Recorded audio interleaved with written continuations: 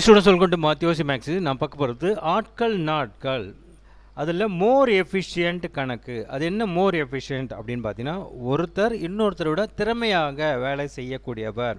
ஒருவர் இன்னொருத்தரை விட 2 மடங்கு 3 மடங்கு அந்த மாதிரி கொடுக்கலாம். இல்லைன்னா பர்சன்டேஜில் கொடுக்கலாம். 60% மோர் தேன் எஃபிஷியன்ட் தேன் பி, அந்த மாதிரி சொல்லலாம். அதுக்கு பேர் இங்கிலீஷில் மோர் எஃபிஷியன்ட். சில நேரத்தில் லெஸ் எஃபிஷியன்ட் சொல்லுவாங்க. தமிழில் பார்த்தீங்கன்னா, இவரை விட இவ்வளோ மடங்கு வேகமாக இல்லை குறைவாக வேலை செய்யக்கூடியவர், அந்த மாதிரி கணக்கு. ரைட்டுங்களா? இது வந்து கணக்கு போடணுன்னு அவசியமே இல்லை. கான்செப்ட் புரிஞ்சுக்கிட்டால் ஷார்ட்கட்லேயே போட்டுடலாம். இந்த வீடியோ உங்களுக்கு பார்க்குறப்ப புரியணும் அப்படின்னு நினச்சிங்கன்னா, இப்போ இதுக்கு முன்னாடி ஒரு வீடியோ போட்டிருந்தேன். இந்த மாதிரி கணக்கே போடாமல் பாஸ் பண்ணுறது எப்படின்னு கேட்குறாங்க அப்படின்ற மாதிரி இந்த மாதிரி தம்ப்நெயில் போட்டு ஒரு வீடியோ போட்டிருந்தேன். அந்த வீடியோ பார்த்தீங்கன்னா இப்போ வரக்கூடிய கணக்குகள், மோர் எஃபிஷியன்ட் கணக்குகள் உங்களுக்கு ஈஸியாக புரியும். ரைட்டுங்களா? ஓகே. இப்போ பொதுவாக ஒரே ஒரு விஷயம் உங்களுக்கு தெரியணும். ஏ பிஐ விட 2 மடங்கு வேலை செய்யக்கூடிய திறன் பெற்றவர்னா அப்படின்னா என்ன அர்த்தம் அப்படின்னா, பி 2 நாள் செஞ்சார்னா இவர் 1 நாளில் முடிச்சுருவாருன்னு அர்த்தம். ரைட்டுங்களா?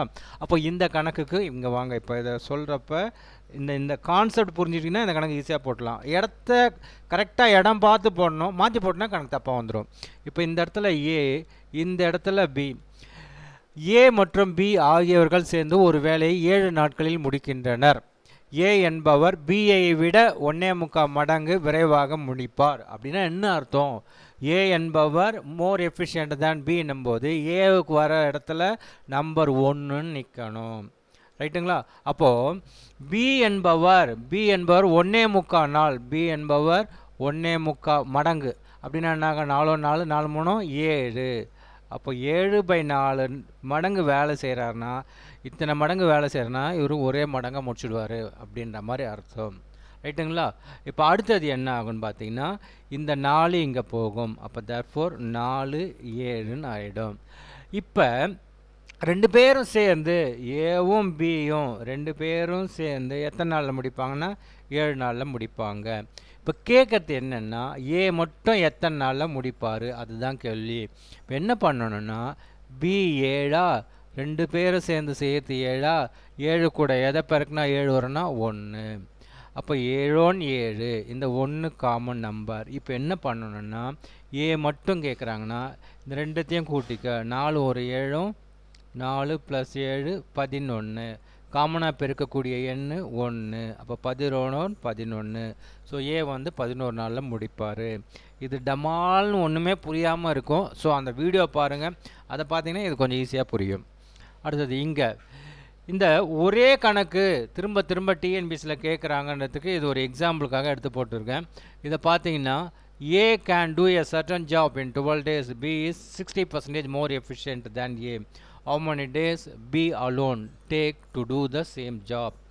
12 நாட்களில் ஏ என்பவர் ஒரு வேலையை முடிக்கிறார். பி என்பவர் ஏ விட 60% திறமையானவர். அதே மாதிரி இந்த இடத்துல இங்கே ஆன்சர் 7 வருது, இந்த இடத்துல டியில் ஆன்சர் வருது. ஒரே கேள்வி தான், 2 இன்னும் இருக்குது. இங்கே பாருங்கள், இதே தான். A can do a certain job in 12 days, B 60%. அதே கணக்கு தான். இது கொஸ்டின் நம்பர் பார்த்தீங்கன்னா 86, இது 83, 76, 86. அதே கேள்வி தான் இன்னொரு எக்ஸாமில் 61வது கேள்வியாக கேட்டுக்கிறாங்க. அப்போது ஒரு கேள்வியை நமக்கு தெரிஞ்சு ஒரு 4 டிஎன்பிஎஸ் எக்ஸாமில் கேட்டிருக்காங்க ரிப்பீட்டடாக.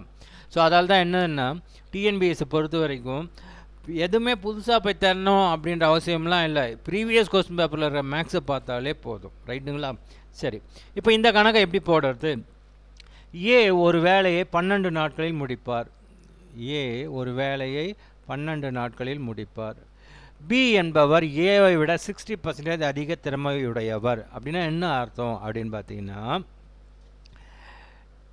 இவருக்கு 100ன்னு போட்டிங்கன்னா இவர் 60% அதிகம் அப்படின்னா 160.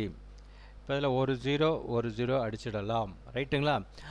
அடுத்தது I2 10, இது பார்த்திங்கன்னா 8. இப்போ இடத்த மாற்றி போட்டிக்கோங்க. இது 8 இங்கே வரணும், இங்கே 5 வரணும்.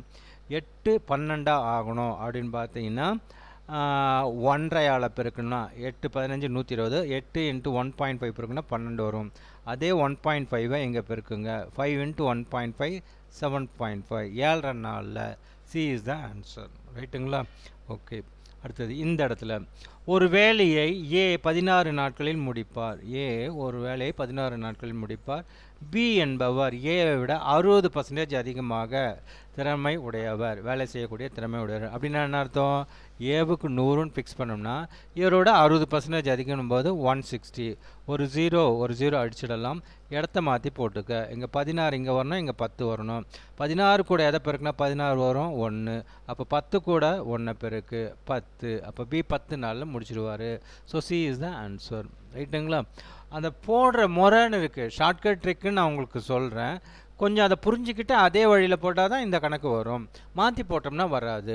இப்போ இந்த இடத்துல ராம் 15 நாளில் முடிப்பார். ரகீம் 50% ராமை விட அதிகமாக. அப்போ இவருக்கு 100னா இவர் எக்ஸ்ட்ரா 50% போது 150. ஒரு ஜீரோ அடிச்சிடலாம். இடத்த மாற்றி போட்டுக்கணும். இங்கே 15, இங்கே 10. 15 கூட எதை பெருக்குனா 15 வரும் 1. அப்போ 16 கூட அதை 1 பெருக்கு. அப்போ 10 ரைட்டுங்களா? இங்கே 15 கூட 1 பிறகுனா 15. இங்கே இருக்கிற நம்பர் 10. அப்போ 10 கூட 1 பிறகுனா 10. இப்போ ரகீம் எத்தனை நாளில் முடிப்பார்னா 10 நாளில் முடிப்பார். B is the answer. ரைட்டுங்களா? ஓகே. அப்போ அந்த சொல்கிற ட்ரிக்கு, ஷார்ட்கட் ட்ரிக்கு அப்படின்றது யாருக்கு 100 போடணும், யாருக்கு சொல்கிற பர்சன்டேஜ் அதிகமாக போடணும், அவ்வளோதான். அதை புரிஞ்சுக்கணும். அதை புரிஞ்சுக்கிட்டு கேன்சல் பண்ணிவிட்டு இங்கே வரக்கூடிய நம்பருக்கு ஏற்ற மாதிரி இதை அடித்தா போதும். ஆல்ரெடி இங்கே என்னென்ன இருக்குது? 15 இருக்குது. இங்கேயும் 15 இருக்குது. இப்போ திரும்ப இதை சுருக்கக்கூடாது. 2 5 10 3 5 15 சுருக்கக்கூடாது. ஸோ ஆல்ரெடி இங்கே 15 இருக்கா? அப்படி பார்க்குறப்ப இங்கே ஆல்ரெடி 15னே வந்துடுச்சு. அதையும் அடிப்பானே அப்படியே தூக்கி போட்டுக்க. இப்போ 15 கூட 1 பிறகுனா 15. ஸோ சிமிலர்லி 10 கூட 1 பிறகுனா 10. அவ்வளோதான். ரைட்டுங்களா? ஓகே. இப்போது இது என்னன்னு பார்த்தீங்கன்னா, இது எஃபிஷியன்ட்டில் இது வேறு மாதிரி. ஏ ஒரு வேலையை 9 மணி நேரம் 7 வேலை நாட்களிலும், ஒரு நாளைக்கு 9 ஹவர்ஸ்ன்ற மாதிரி 7 டேஸு. அப்போ டோட்டலாக எவ்வளோ ஆகுன்னு பார்த்தீங்கன்னா 7 9 63 ஹவர்ஸு. பி அதே மாதிரி 7 மணி நேரம் வேலை செய்கிறாரு. எத்தனை நாளைக்குன்னா 6 நாளைக்கு. அப்போ டோட்டலாக 7 6 42 ஹவர்ஸ் அவர் செஞ்சுருப்பார். அவர்கள் இருவரும் சேர்ந்து ஒரு நாளைக்கு 8 2/5 ஹவர்ஸ் பண்ணுறாங்க. அதாவது மிக்சடில் இருக்குது. 8 40 42/5 ஹவர்ஸ் ஒரு நாளைக்கு பண்ணுறாங்க. அப்படின்னா வேலையை முடிக்க எவ்வளவு காலம் எடுப்பார்கள்? இப்போது 2 பேரும் அப்படின்னு சொல்லிட்டாங்க கணக்கில். இருவரும் சேர்ந்து இது வரைக்கும் பாருங்கள், கலர் மாற்றினா தான் தெரியும்.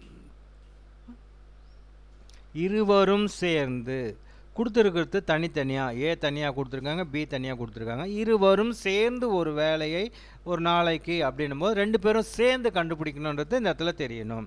அப்போ ஏவும் பியும் சேர்ந்து அப்படின்னும்போது ஏ ப்ளஸ் பி. ஃபார்முலா என்ன? எப்போவுமே மேலே பெருக்கிக்கணும். இது வேற ஒரு மெத்தட் இருக்குது. நீங்கள் இப்படியே போடுங்க, நம்ம போடுற மாதிரி போட்டுக்கலாம். எப்பவுமே மேலே பெருக்கிக்கணும், கீழே கூட்டிக்கணும். அப்புறம் கூட்டுறப்ப 63 ஒரு 42 105ன்னு போடலாம். அப்படி இல்லைன்னா இதில் 7 காமன், இதில் காமன், 7 தூக்கி வெளியே போட்டுக்கோ. இது ஒரு 9, இது ஒரு 6, 9 6 15. 7 5 105 சார். அதை இந்த ரெண்டுத்தையும் கூட்டி பண்ணணும்னு அவசியமே இல்லை, கேன்சல் பண்ணுறதுக்கு ஈஸியாக இருக்கும். இப்போ பண்ணிங்கன்னா 7 இது 6 7, இது 3 இது 3. அப்போ 2 பேரும் சேர்ந்து 63 × 2/5 நாளில் முடிப்பாங்க. இது 63 × 2 126லாம் போடக்கூடாது, இது அப்படியே வச்சுக்கணும். அப்போ இது டோட்டலாக செய்கிற வேலை. அப்போது ஒரு நாளைக்கு செய்கிற வேலை. அப்போ மொத்தமாக எத்தனை நாள் எவ்வளோ நாள் எடுத்து பார்க்கணும் போது இந்த டோட்டல் 63/2/5. இதில் எத்தனை 42/5 இருக்குது, எத்தனை அப்படின்னால டிவைட் பண்ணிக்கணும். இப்போ அடுத்த ஸ்டெப்பு என்னாங்கன்னா, பைக்கு கீழே பயணமோ இடத்த மாற்றி போடுவாங்க, நம்ம அப்படியே அடிச்சுக்கலாம். டினாமினேட்டரில் 5 டினாமினேட்டரில் 5. இது ஒரு 2, இது 21, இது ஒரு 21, இது 3. அப்போது 2 பேரும் அந்த வேலையை 8 2/5ன்னு ஒரு நாளைக்கு செஞ்சால் எத்தனை நாளில் முடிச்சிடுவாங்க? 3 நாளில் முடிச்சிடுவாங்க. So C is the answer. ரைட்டுங்களா? ஓகே. இது ஒன் ஆஃப் த டைப்புன்னே கூட சொல்லலாம். ஏற்கனவே நான் சொல்லியிருக்கேன், டைப்புன்னு நம்மளே சொல்லிக்கக்கூடாது. ஒரு கணக்கை எப்படி போடணுன்னு தெரிஞ்சுக்கணும், நம்மளாம் டிசைன் பண்ணிக்கூடாது. இது இப்படி வந்தால் இது எப்படி வந்தான்லாம் சொல்ல முடியாது. அதெல்லாம் இது என்னன்னு பார்த்தீங்கன்னா, எஃபிஷியன்ட், மோர் எஃபிஷியன்ட், இத்தனை பர்சன்டேஜ் அதிகமாக இல்லை இத்தனை பர்சன்டேஜ் குறைவாக. அப்போ அந்த பர்சன்டேஜ் அதிகமாகணுமோ யாருக்கு 100 போடணும், யாருக்கு எக்ஸ்ட்ரா போடணும், அதெல்லாம் கொஞ்சம் பார்த்துக்கிட்டு கண்டிப்பாக இடத்த மாற்றி போடணும். கேன்சல் பண்ணிவிட்டு இடத்த மாற்றி போடணும். இப்போ மோர் எஃபிஷியன்ட்ன்றதுல கொஞ்சம் உங்களுக்கு தெளிவு வந்திருக்கும்னு நினைக்கிறேன். இந்த மாதிரி கணக்கு போட்டால் நீங்கள் கண்டிப்பாக ஒரு மார்க் எடுப்பீங்கன்ற நம்பிக்கை எனக்கு இருக்குது. உங்களுக்கு இருந்துச்சுன்னா கமெண்ட்டில் சொல்லுங்கள், எஸ் சார் ஐ கேன் அப்படின்னு சொல்லலாம். ஓகேவா? ஓகே, தேங்க்யூ ஃபார் வாட்சிங்.